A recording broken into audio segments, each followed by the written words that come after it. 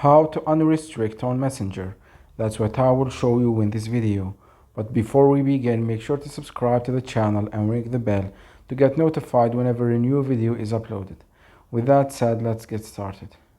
So go ahead and open up Messenger and log into your account, and say for example that I have restricted this person right here, but now I want to unrestrict her. So as you can see, the person has been restricted.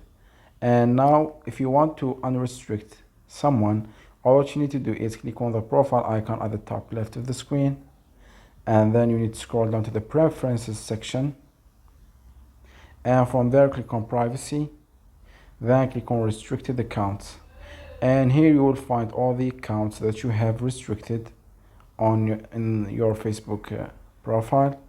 So what you need to do is you need to click on that person and then click on unrestrict at the bottom of the screen. And as you can see, the person has been unrestricted. Let us go back to the previous page, and as you can see, the person is now here and she has been unrestricted. So that was it for this video. That's how you can unrestrict people on Messenger. If you have any questions, please leave them in the comment section down below. With that said, see you in the next video.